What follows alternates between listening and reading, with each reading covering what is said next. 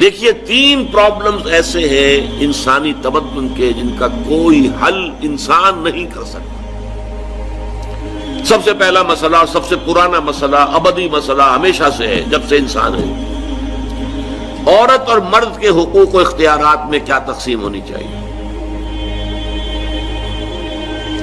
آپ کو معلوم ہے افراط و تفریط، یا تو عورت کو ملکیت بنا دیا گیا، جیسے بھیڑ بکری جو ہے آپ کے لیے کھوٹے سے باندھ رکھی ہے، ایسے ایک عورت بھی باندھی ہوئی ہے، وہ آپ کی ملکیت ہے، اس کے کوئی حقوق نہیں ہے، اس کا کوئی لیگل سٹیٹس نہیں، اس کا کوئی تشخص نہیں، کوئی ہے ہی نہیں۔ یا وہ انتہا ہوگی اور یا وہ انتہا ہے جو آج آ گئی ہے، بالکل مرد کے شانہ بشانہ، ساری تخلیقی مصلحتوں کو چھوڑا، ساری جو بھی انسان کی جو انیٹومیکل جو بھی ڈفرنسز ہیں ان کو چھوڑا، جو سائیکولوجیکل فرق ہے ان کی تخلیق میں، اس کو بھی ایک جیسے برابر، ایک قطن نہیں۔ ان دونوں کے درمیان کیا توازن ہے؟ یا وہ لونڈی بن گئی، بھیڑ بکری کی طرح کی ملکیت بن گئی، اس کا کوئی حق نہیں، اس کا کوئی لیگل سٹیٹس نہیں، اس کے والدین نے جہاں چاہا شادی کر دی، اس کی مرضی پوچھنے کا کوئی سوال ہی نہیں، جس کے چاہا حوالے کر دیا۔ وہ آج جو چل رہی ہے ونی کی رسم، وہ عورت کا کیا اختیار اس کے اندر، اس بچیوں کا کیا اختیار ہے؟ وہ 1.5 سال کی ایک بچی بھی دے دی گئی ہے، انا للہ و انا الیہ راجعون، جو چاہے کرے۔ یہ تو ایک انتہا ہے۔ دوسری انتہا بالکل برابر، نتیجہ کیا نکلا ہے؟ بالکل برابر میں خاندانی نظام برباد ہو گیا، اس لیے کہ ایک ادارے کے 2 سربراہ برابر اختیار والے نہیں ہو سکتے۔ کسی محکمے کے 2 ڈائریکٹر ہو سکتے ہیں، کسی فرم کے مینیجنگ ڈائریکٹر 2 ہو سکتے ہیں، ڈائریکٹر 10 بنا لیں آپ، مینیجنگ ڈائریکٹر 1 ہو، کسی فرم کا چیئرمین 1 ہوگا، 2 نہیں ہو سکتے کسی بھی ادارے کی۔ اگر 2 بنا دیں گے فساد ہوگا، جھگڑا ہوگا، ان دونوں کے درمیان رسا کشی ہوگی۔ یہی تو ہمارا سب سے بڑا مسئلہ بنا ہوا ہے۔ پاکستان کا مسئلہ کیا ہے؟ ہم نے پارلیمانی نظام اختیار کیا ہوا ہے، انتہائی بیہودہ نظام، غیر منطقی نظام۔ آپ نے 2 بڑی بڑی سیٹس کریٹ کر دی، ایک ہیڈ آف دی اسٹیٹ ہے، ایک ہیڈ آف دی گورنمنٹ ہے۔ اب ان دونوں کے درمیان حقوق اور فرائض اور اختیارات کا کیا تقسیم ہوگی؟ ہو ہی نہیں سکتی۔ یا سارا کچھ صدر کے پاس جائے گا اور وزیر اعظم جو ہے وہ جونیجو کی مانند وزیر اعظم بن جائے گا، یا سارا کچھ وزیر اعظم کے ہاتھ میں ہوگا اور صدر جو ہے چودھری فضل الہی بن جائے گا، کہ جس کو وہاں ان کی دیواروں پر لکھا گیا تھا رہا کرو انہیں، چودھری فضل الہی کو رہا کرو، یہی ہوگا۔ تو ایک گھر کے 2 جو ہے 2 سربراہ نہیں ہو سکتے، خاندانی ادارہ تباہ ہو چکا ہے۔ اور جیسے کہ یہ آپ کو کہاوت ہے کہ جس بلی کی دم کٹ جائے وہ چاہتی ہے کہ تمام بلیوں کی دمیں کٹ جائیں۔ یورپ میں، امریکہ میں برباد ہو گیا خاندانی ادارہ۔ آج وہ تلے ہوئے ہیں کہ مشرق میں اور خاص طور پر مسلمان ممالک میں ابھی اگر کچھ انٹیکٹ ہے یہ خاندانی ادارہ، کچھ خاندانی اقدار ہیں جو برقرار ہیں، کچھ والدین کی عزت اور عظمت اور کچھ ان کا احترام اور ادب اور خدمت کا مادہ ہے جو برقرار ہے۔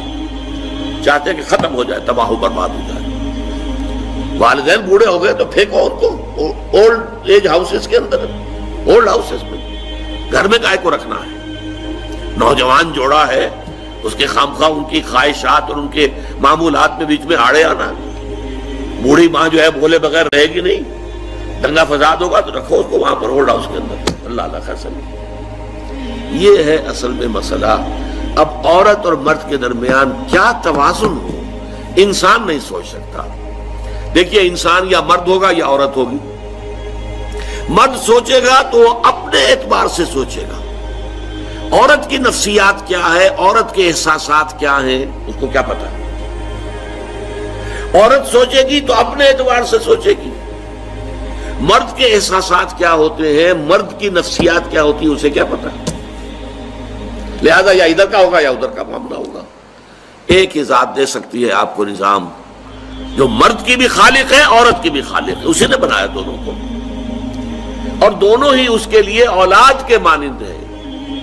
یہ حدیث نبوی کا ترجمہ کر کے بتا رہا ہوں آپ کو۔ حضور نے فرمایا الخلق عیال اللہ، یہ خلق جو ہے مخلوق ہے، یہ اللہ کے کنبے کے مانند ہے۔ تو مرد بھی اللہ کے اس کنبے میں شامل ہے، عورتیں بھی شامل ہے.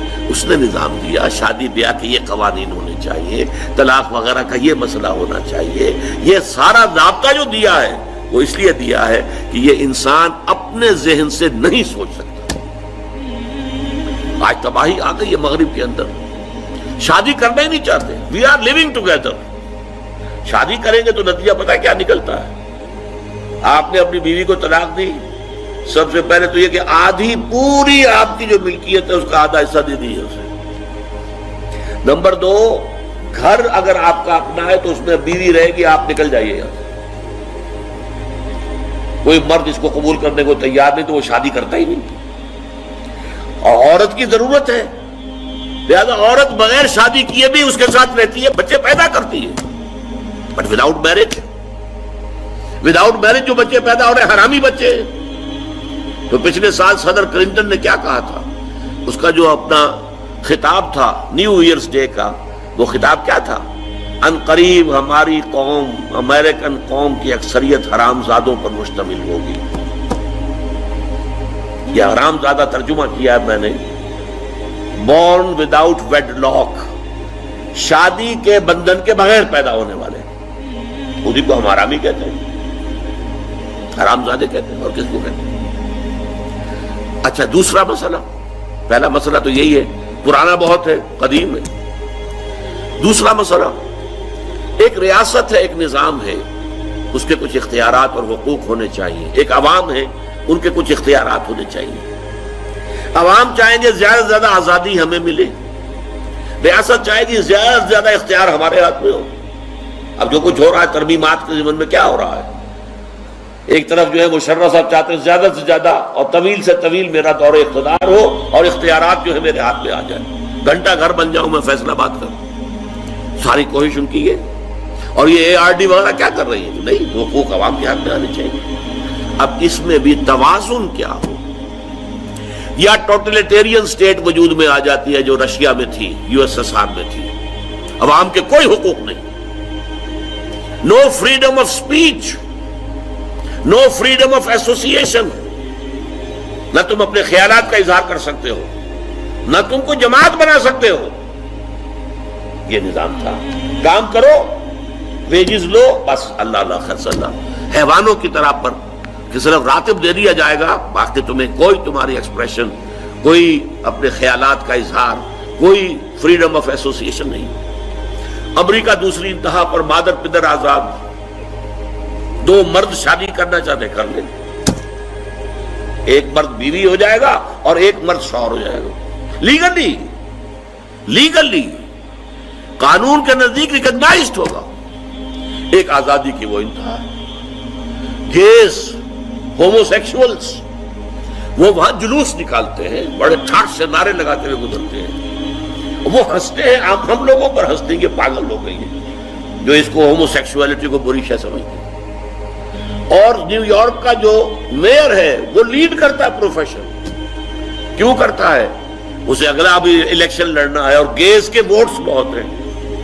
اس سے اندازہ کیجئے کہ کتنی پرسنٹیج وہاں گیز کی ہو چکی ہے، ہومو سیکشولز. یہاں تک کہ طے کر دیا گیا ہے مذہبی میدان میں بھی گیز کو اجازت ہے، وہ پادری بن سکتے ہیں. گیز ہیں، ہومو سیکشولز ہیں، فطرت کے خلاف کام. کیا وہ آزادی ہے؟ تو کہاں ہے بیلنس؟ انسانی ذہن کے لیے ناممکن ہے اس بیلنس کا تلاش کرنا. نمبر 3، سرمایہ اور محنت. پروڈکشن جو بھی ہوتی ہے 2 چیزوں سے ہوگی. سرمایہ دار تھا، اس نے کارخانہ لگایا ہے، اتنے کروڑ روپے لگا دیے ہیں، یہ کیا ہے، وہ کیا ہے، یہ سرمایہ ہے. لیکن وہ کیا کر لے گا اکیلا؟ 10,000 آدمی کام کر رہا ہے، لیبر ہے. اب جو کچھ بھی بن رہا ہے، جو پروڈکٹ بن رہا ہے اور جو اس سے آمدنی ہو رہی ہے، اس میں دونوں کے حصہ ہے، لیبر کا بھی حصہ ہے اور سرمایہ کا بھی حصہ ہے. لیکن منافع میں کتنا حصہ سرمایہ کا ہوگا، کتنا لیبر کا ہوگا، کون طے کرے گا؟ یا تو سرمایہ داری بن جائے گی، سب میں تو آپ کو 10 روپے دے سکتا ہوں ڈیلی ویج، منظور ہے تو کام کیجئے ورنہ چاہیے دفع ہو جائے گی. اور بہت سے آپ کے بھائی موجود ہیں جو 10 روپے پر کام کرنے کے لیے تیار ہو جائیں گے. ساری دولت سمٹ کر جا رہی ہے کارخانے دار کے ہاتھ میں۔ کیپٹلزم جو کیپٹل ہے، جو سرمایہ ہے، اصل جو ہے دولت اسی کی طرف، روپے کو روپیہ کھینچتا ہے، پیسے کو پیسہ کھینچتا ہے۔ لہذا امریکہ میں آپ کو ایسے لوگ مل جائیں گے جنہیں اپنی دولت کا اندازہ نہیں ہے کہ کتنی دولت ان کے پاس ہے، بلینز آف ڈالر کا ایک ایک چیک لکھ سکتے ہیں، اور یہودی ہے وہ۔ دوسری طرف امریکہ میں آپ کو گھیٹوز مل جائیں گے، گھیٹوز، اور ایک ہی جزیرہ ہے مینہٹن، وہ 11 میل لمبا ہے، چوڑائی کہیں 2-3 میل ہے، کہیں ذرا زیادہ ہے۔ اس کے ساؤتھ میں جہاں یہ 2 بڑے بلڈنگیں کھڑی تھی جو گرائی ہیں، جو بھی تھے دہشت گرد، یہاں پر یہ اس کا ریچسٹ حصہ ہے، پوری دنیا کی دولت یہاں جمع ہے، سارے بینک وہاں ہیں۔ اور اسی جزیرے کے شمالی علاقے کے اندر گھیٹوز ہیں، افرو امریکنز، کالے امریکی، یوں سمجھیے کہ سب ہیومن لیول پر رہ رہے ہیں، حیوانوں کی طرح زندگی گزار رہے ہیں۔ یہ ڈسپیرٹی نظر آ جائے گا۔ تو اب عدل و انصاف کی کیا شکل ہو؟ یا وہ ہے جو رشیا میں اور USSR میں تھا، یا یہ ہے جو امریکہ میں اور اس کے الائز کے اندر ہے۔ یہ ہے وہ مسئلہ جہاں انسان ہاتھ جوڑ کر، گھٹنے ٹیک کر اللہ سے دعا کرنے پر مجبور ہے، اے اللہ تو نے مجھے فطرت سلیمہ بخشی، اے اللہ تو نے مجھے عقل سلیم سے نوازا، اے اللہ میں نے تجھے پہچان لیا کہ کل شکر اور کل ثنا کا مستحق تو ہی ہے، اے اللہ میں نے تجھے پہچان لیا کہ تو تمام جہانوں کا پروردگار اور مالک ہے، اے اللہ میں نے تجھے پہچان لیا جزا و سزا کے دن کا مالک و مختار مطلق تو ہے، اے اللہ میں نے طے کر لیا ہے تیری ہی بندگی کرتا ہوں اور کروں گا، اور تو ہی سے مدد چاہتا رہوں گا، لیکن اے اللہ میں مجبور ہوں، میری عقل جو ہے میرا ساتھ نہیں دیتی، کروں کیا، چلوں کس راستے پر، کون سے راستے پر؟ یہ عملی حصہ ہے دین کا، وہ سارا تھا فکری، نظری، ایمانی حصہ، الحمدللہ رب العالمین الرحمن الرحیم مالک یوم الدین، یہ کیا ہے؟ یہ ایمانی، فکری، نظریاتی حصہ ہے۔ عملی حصہ کیا؟ اہدنا الصراط المستقیم، ہمیں سیدھے راستے کی ہدایت بخش، صراط الذین انعمت علیہم، راستہ ان کا جن پر تیرا انعام ہوا، تیرے پسندیدہ بندے جو ہوئے، غیر المغضوب علیہم، جو مغضوب علیہم نہیں ہوئے، ان پر تیرا غضب نہیں آیا، غصہ نہیں آیا، ولا الضالین، اور نہ ہی وہ سیدھے راستے سے پٹ گئے۔ یہ ہے سورہ فاتحہ کا مقام۔ گویا کہ اصل میں یہاں پر قرآن مجید، اس کے اصل مخاطب کون ہے؟ وہ سلیم الفطرت لوگ، وہ سلیم العقل لوگ، جنہیں قرآن کہیں کہتا ہے الذین یعقلون، کہیں کہتا ہے الذین یفقہون، کہیں کہتا ہے اولو الالباب، ہوش مند لوگ۔ یہ وہ لوگ ہیں کہ قرآن مجید اصل میں ان سے مخاطب ہے، اور وہ خود سفر طے کر کے اللہ کی ذات تک، معرفت خداوندی تک تو پہنچ گئے ہیں، لیکن اب عملی زندگی کے اندر رہنمائی کے لیے درخواست کر رہے ہیں، اہدنا الصراط المستقیم صراط الذین انعمت علیہم غیر المغضوب علیہم ولا الضالین۔ یہی وجہ ہے کہ فوراً سورہ بقرہ شروع ہوتی ہے، الف لام میم ذالک الکتاب لا ریب فیہ ھدی للمتقین، یہ ہدایت ہم تمہیں دے رہے ہیں۔ یہ قرآن جواب ہے اس دعا کا، اہدنا الصراط المستقیم صراط الذین انعمت علیہم غیر المغضوب علیہم ولا الضالین، آمین یا رب العالمین۔ رب رب کر دے بڈھے ہو گئے اتے ملا پنڈت سارے، رب دا کھوج کھرا نہ لبا اتے نہ کیتے بئی نظارے، نہ نوک رب رب ہے کہندا جویں وچ قرآن سی پارے،